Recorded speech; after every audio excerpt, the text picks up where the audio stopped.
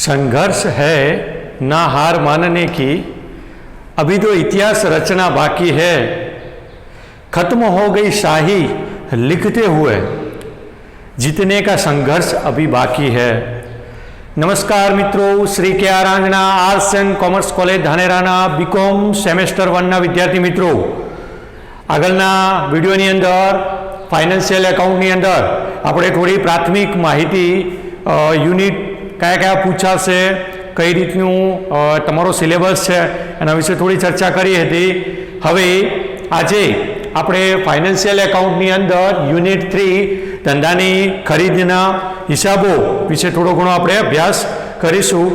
શરૂઆત કરીએ। સૌપ્રથમ ધંધાની ખરીદીના હિસાબો યુનિટ 3 आ मित्रों तमारी यूनिवर्सिटी परीक्षा अंदर 14 मार्क्सनु एनु भारांक है, 25% एनु भारांक है। 14 मार्क्सनो एक तमारे दाखलो एना अंदर पूछाशे। हवे शुरुआत करिए तो धंधानी खरीदीना हिसाबो, एमां धंधानी खरीदीना हिसाबो एटले कया प्रकारना हिसाबो? तो सौ प्रथम धंधानी खरीदीना हिसाबो क्यारे उद्भवे छे, आवा बधा प्रश्नों आपणे थोड़ी चर्चा करिए। तो सौ प्रथम तो જ્યારે પણ કોઈ એક એકમ છે, ધારો કે ભાગીદારી પેઢી છે, એ ભાગીદારી પેઢી પોતાનો એકમ ચલાવે છે। હવે કોઈ કંપની છે એ ભાગીદારી પેઢીને ખરીદી લે છે, ટેક ઓવર કરે છે અથવા તો એમાં મર્જ કરે છે। એવા સંજોગો અંદર ધંધાને ખરીદવામાં આવે છે અને એવા સંજોગોમાં ખરીદીના હિસાબો એ તૈયાર કરવાના થતા હોય છે। એના વિશે આપણે થોડો અભ્યાસ કરવાનો થાય છે। તો આવા કયા કયા બાબતો છે ખરીદીના સંજોગો અંદર? કોઈ ટેક ઓવર કરે છે એવા સંજોગો અંદર ધંધાની ખરીદીના હિસાબો તૈયાર કરવાના હોય છે।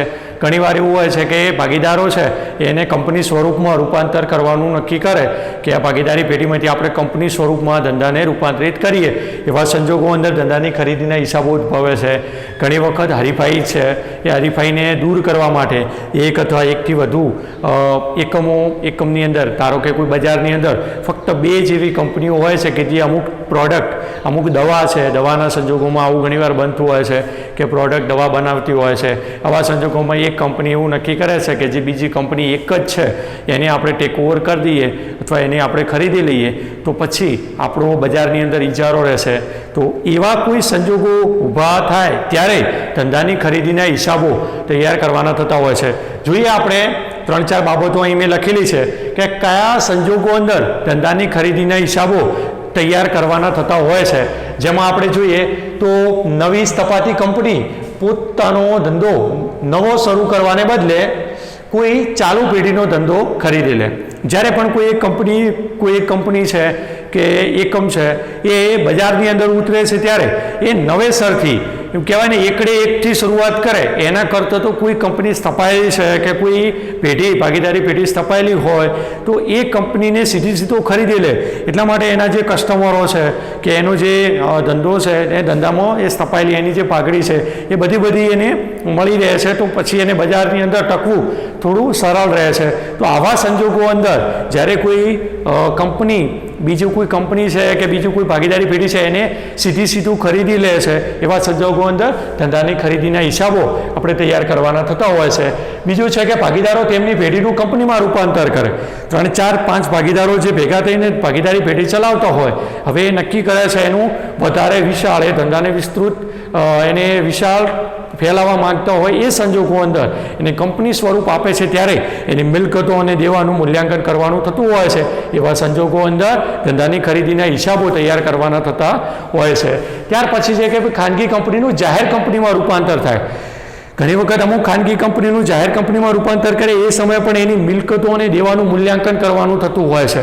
આવા સંજોગો અંદર પણ ધંધાની ખરીદીના હિસાબો તૈયાર કરવાના થતા હોય છે અને એની ધંધાની ખરીદ કિંમત, એ ધંધાની કુલ વેલ્યુ કેટલી છે, મૂલ્ય કેટલું છે એ નક્કી કરવાનું થતું હોય છે।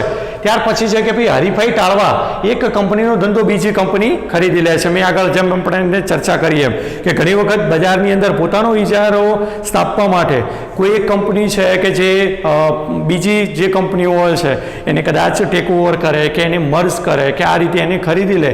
એવા સંજોગો અંદર એની ખરીદ કિંમત નક્કી કરવાની થતી હોય છે અને એ ખરીદ કિંમત નક્કી કરવા માટે આપણે ખરીદીના હિસાબો તૈયાર કરવાના થતા હોય છે।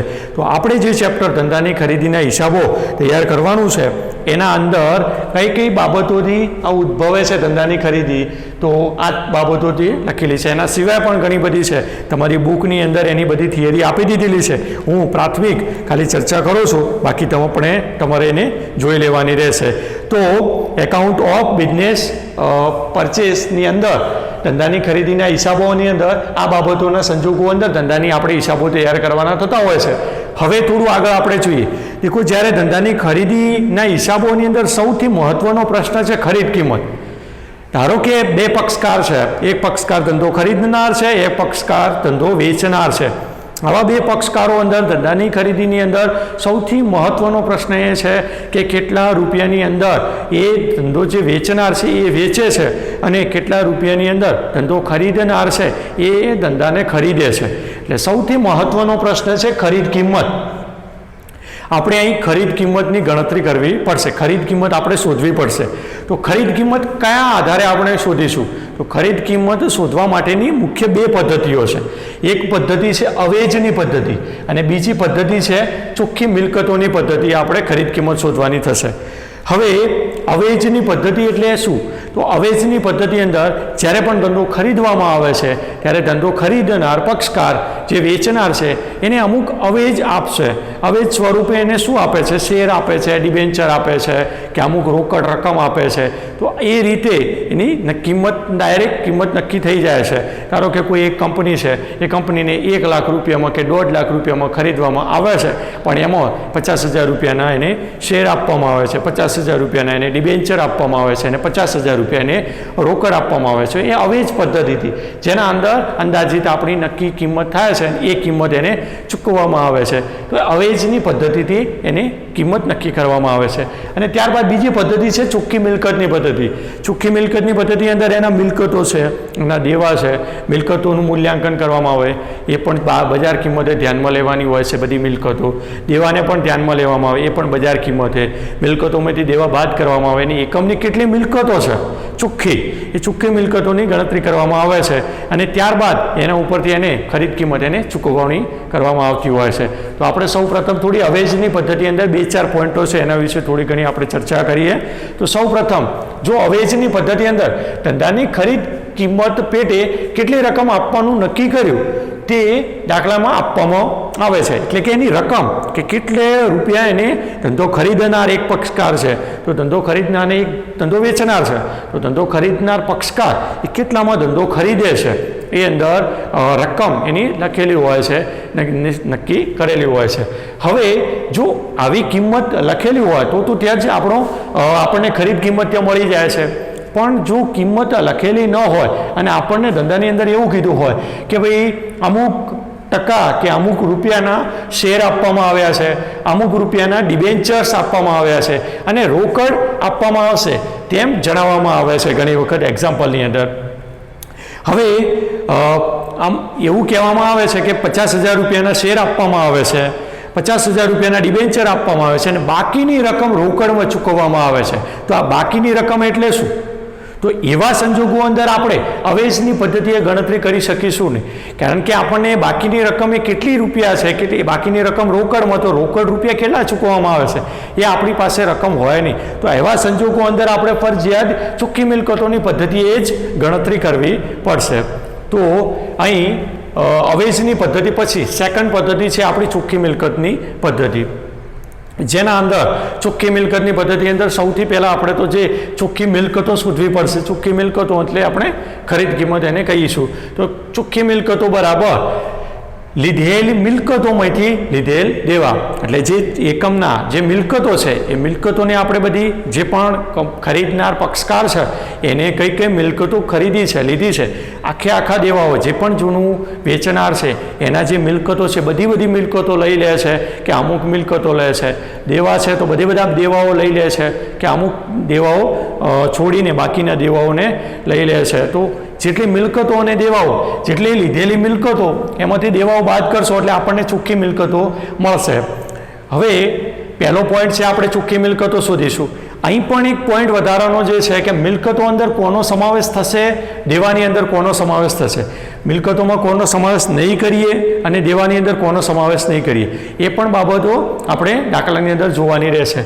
તો જોઈએ, કંપની જે મિલકતો અને દેવાનો સ્વીકાર કરતી હોય તે જ મિલકતો અને દેવાઓને ધ્યાનમાં લેવાનું. ઘણી વખત કંપની જે ખરીદનાર પક્ષકાર છે એ એવું કહે છે કે હું જે વેચનાર પક્ષકાર છે એના દેવાદારો અને લેણદારોને હું નહીં સ્વીકારું.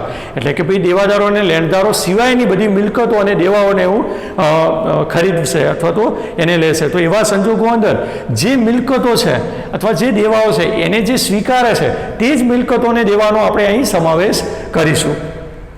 ત્યાર પછીનો બીજો પોઈન્ટ છે કે કંપનીના પાકા શ્રેયામાં મિલકતો કે દેવામાં ધ્યાનમાં ન લેવામાં આવતી રકમો. અમુક એવી રકમો છે કે જે પાકા શ્રેયાની અંદર આપી દીધેલી હશે અને દાખલાની અંદર કોઈ સ્પષ્ટ ઉલ્લેખ કર્યો નહીં હોય કે આને મિલકતોમાં સમાવેશ કરવો કે નહીં, કે આને તમારે ધંધો ખરીદનાર છે એની ધ્યાનમાં લેવાની છે કે નથી લેવાની, કે ધ્યાનમાં લીધી એને ખરીદે છે કે નથી, અથવા એને મિલકતોમાં સમાવેશ કરે છે કે નહીં. તો એવા સંજોગોની અંદર આપણે અમુક બાબતો એવા પોઈન્ટો હશે કે જેને આપણે ધ્યાનમાં રાખવાના છે ને એને આપણે મિલકતોની અંદર કે દેવાની અંદર આપણે સમાવેશ કરીશું નહીં. જેમ કે આપણે જોઈએ તો કે અવાસ્તવિક મિલકતો, ઘણી વખત ડિબેન્ચર વટાવ છે કે પ્રાથમિક ખર્ચા છે, આ પ્રકારની જે બાબતો પાકા સરવૈયાની અંદર રકમની અંદર આપી દીધેલી હોય તો આપણે મિલકતોની જો ચોખ્ખી મિલકતોની પદ્ધતિ આપણે હિસાબો તૈયાર કરતા હોઈએ એમાં આપણે ચોખ્ખી મિલકતો શોધીશું. ત્યાં મિલકતો અંદરથી દેવા બાદ કરતા હોય ત્યારે પાકા સરવૈયાની અંદર મિલકત લેણા બાજુ નીચે અવાસ્તવિક મિલકત દર્શાવેલી હોય એનો આપણે મિલકતની અંદર સમાવેશ કરીશું નહીં. તો એક તો છે અવાસ્તવિક મિલકતો જેવી કે પ્રાથમિક ખર્ચ છે, ડિબેન્ચર વટાવ છે, તો આવી બધી બાબતોને આપણે મિલકતોની અંદર સમાવેશ કરીશું નહીં, એને ધ્યાનમાં લઈશું નહીં.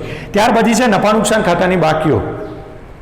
નફા નુકસાનની ઉધાર બાકી, નફા નુકસાન ખાતાની જમા બાકી, નફો ખોટ, આ બધી બાબતોને આપણે મિલકતોની અંદર કે દેવાની અંદર આપણે સમાવેશ કરીશું નહીં. એ રીતે નફાની બાકીઓ છે, ધારો કે આપણે લઈએ નફાની બાકીઓમાં સામાન્ય અનામત છે, નફાની બાકીઓ અંદર કારીગર અકસ્માત વળતર ફંડ છે, આ બધી કારીગર અકસ્માત વળતર ફંડ કે કારીગર અકસ્માત વળતર ભંડોળ આ સેમ છે.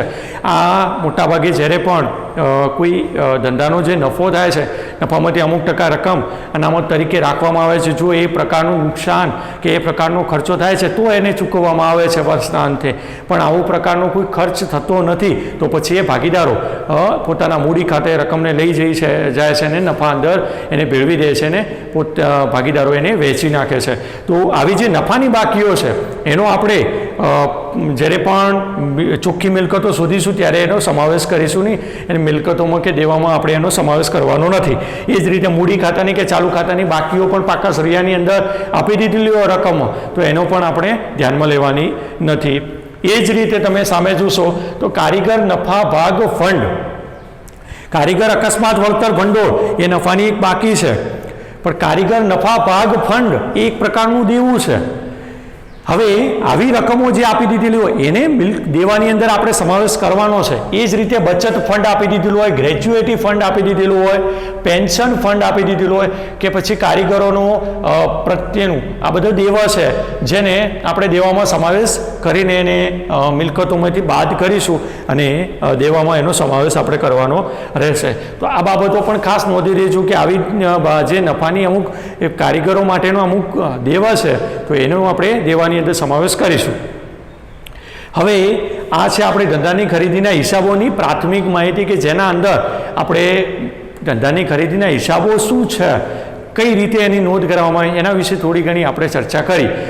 કયા સંજોગોમાં ધંધાની ખરીદીના હિસાબો ઉદ્ભવે છે અને એના અંદર સૌથી મહત્ત્વનો પ્રશ્ન છે ખરીદ કિંમત આપણે શોધવી પડશે.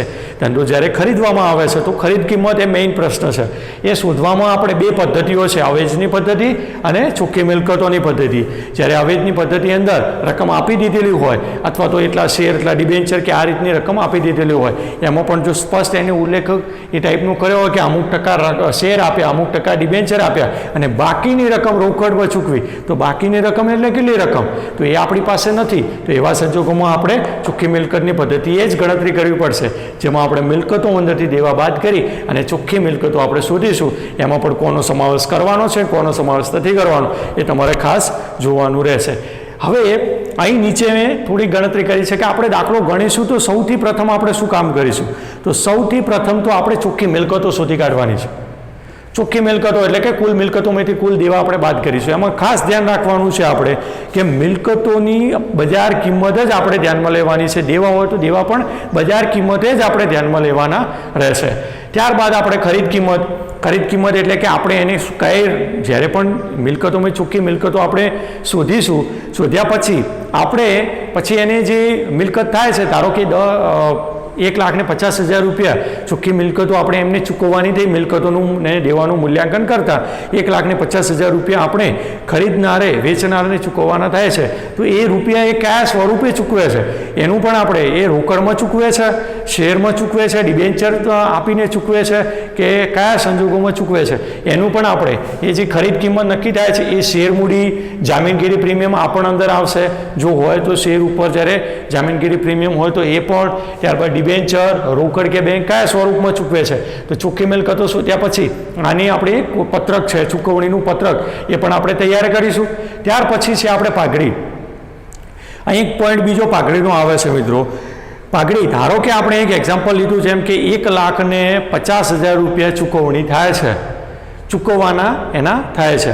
હવે એમાં આપણે એમને 1,00,000 કહેવાય કે 45,000 રૂપિયા ચૂકવવાના થાય છે. 1,50,000 રૂપિયા આપણે વેચનારને આપણે ખરીદનાર તરીકે ચૂકવીએ છીએ.